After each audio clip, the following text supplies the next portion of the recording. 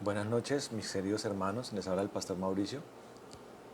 Quería enviarles la tercera parte acerca de los padres y los hijos según Dios, conforme a la palabra del Señor. Y hemos mirado cómo, cómo un padre también es un maestro y cómo un buen maestro, antes de serlo, es un buen discípulo. Entendíamos entonces que el buen discípulo es aquel que obedece, aquel que agrada al Señor, como lo mirábamos en el ejemplo de la relación que el Señor quería con Adán en Edén, y de cómo a través de la desobediencia hubo ese rompimiento entre el Padre y la creación, y de cómo eso trajo consecuencias para el matrimonio de Adán y para su descendencia. También mirábamos en video anterior acerca de lo que dice el Nuevo Testamento respecto a los padres y los hijos, de cómo lo que demanda la palabra es para los hijos obediencia a los padres, y demanda de los padres no provocar a ira a sus hijos. Entonces hablamos de un lazo de amor, de un lazo de obediencia primero a Dios para tener la legitimidad para poder hacer que los hijos se sujeten a uno, entendiendo a Dios como un ser perfecto, como un ser amoroso, y como nosotros tenemos que ser replicados en cuanto al carácter de Dios. Así adquirimos legitimidad para que a través del amor, para que así a través del ejemplo que Dios refleja en nosotros podamos ser un instrumento para nuestros hijos. Esencialmente, más que palabra, un hijo busca una referencia, un ejemplo. Entonces son nuestros actos, actos que corroboran nuestra creencia, nuestra fe, los que hacen que podamos levantar hijos conforme al corazón de Dios.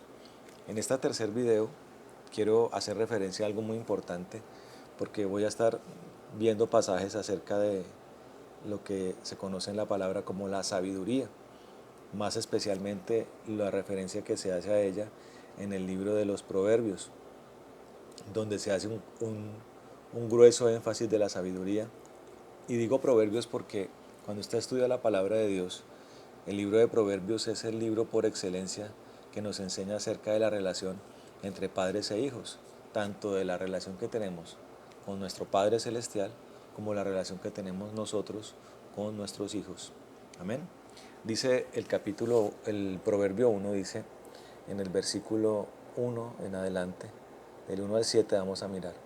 Dice, los Proverbios de Salomón, hijo de David, rey de Israel, para entender sabiduría y doctrina, para conocer razones prudentes, para recibir el consejo de prudencia, justicia, juicio y equidad, para dar sagacidad a los simples y a los jóvenes inteligencia y cordura. Oirá al sabio y aumentará el saber, y el entendido adquirirá consejo, para entender proverbio y declaración, palabras de sabios y sus dichos profundos. El principio de la sabiduría es el temor de Jehová. Los insensatos desprecian la sabiduría y la enseñanza. Vamos a partir de este último versículo, porque obviamente para poder hablar de sabiduría necesitamos entender la base de la sabiduría. Y como está escrito, la base de la sabiduría es el temor a Jehová. Entonces algo que uno tiene que analizar es que la soberanía del Señor, que es una de sus principales características, nos ayuda a entender que aún en la salvación nosotros necesitamos de elementos eminentemente proporcionados por Dios para nuestra salvación. Él nos da la fe, Él nos da el Espíritu Santo nos convence de pecado, el pecado se limpia por la sangre de Cristo, y en términos generales Dios interviene en cada paso de la salvación. Ese es el área donde podemos entender más acentuadamente la soberanía de Dios y del amor también que tiene por nosotros, de que nos da todos los elementos a la mano para que nosotros podamos creer y seguirlo y tener la posibilidad de recibir el Espíritu Santo para poder replicar su naturaleza, que es con la que vamos a poder ser mejores padres, y es por medio de la cual podemos nosotros ser una réplica de Jesucristo, quien es la figura máxima de la obediencia. Como mirábamos también en un video anterior, siendo la obediencia lo que agrada, deleita y produce satisfacción en el Padre, ¿correcto? Entonces, entendiendo esto, el temor a Jehová es algo que también proviene de Dios. El encuentro con Dios, el conocimiento de Dios, nos ayuda a entender que, primero, que el temor a Jehová es algo que viene del Espíritu Santo. La palabra del Señor dice que Él es el que convence de pecado, de justicia y de juicio, pero también la palabra habla acerca del espíritu de temor. No que sea un espíritu diferente al de Dios, sino que dentro de las características del Espíritu Santo está el temor de Jehová. Y es básicamente eso, el temor de Jehová es poder comprender en dimensión la magnitud del poder de Dios y de cómo delante de ese poder nosotros no somos nada.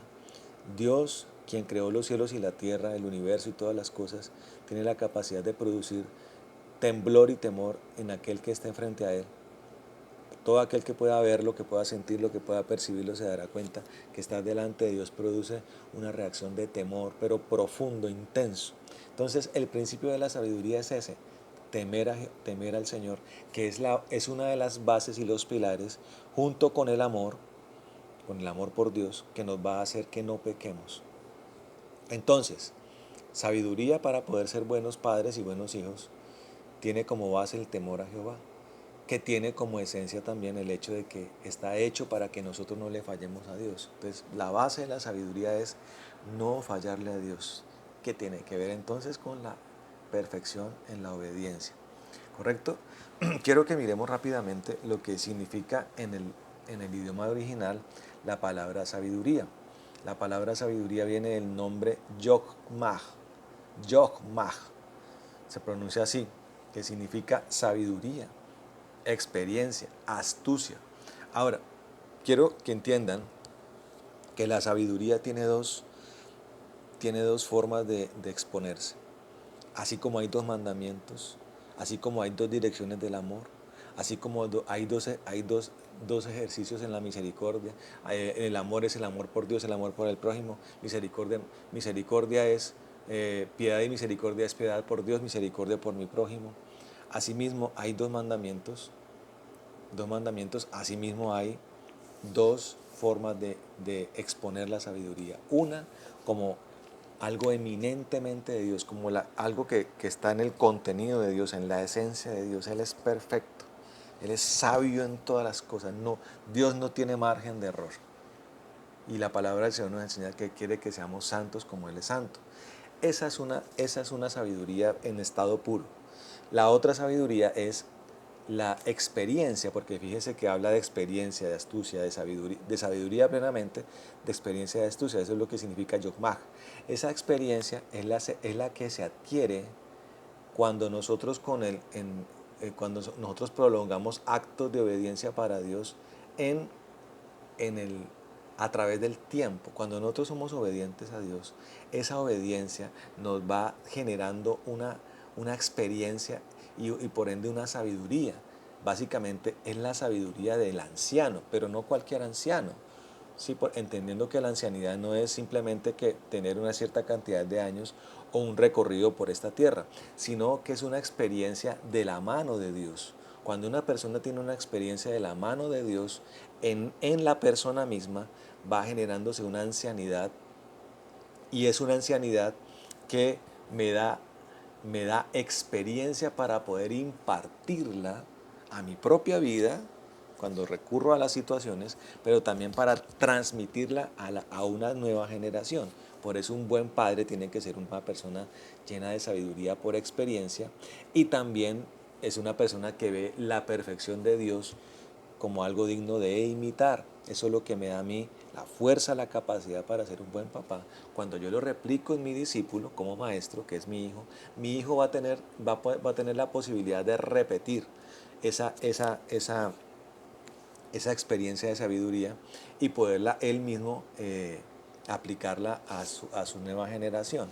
Recuerden que en la paternidad siempre tiene también dos formas de manifestarse. Una paternidad terrenal, donde somos padres primeramente biológicos, pero pero nos convertimos en los formadores de nuestros hijos, ¿sí? Y también hay una paternidad espiritual. La palabra del Señor dice que nosotros tenemos que ir y hacer discípulos en las naciones, ¿sí?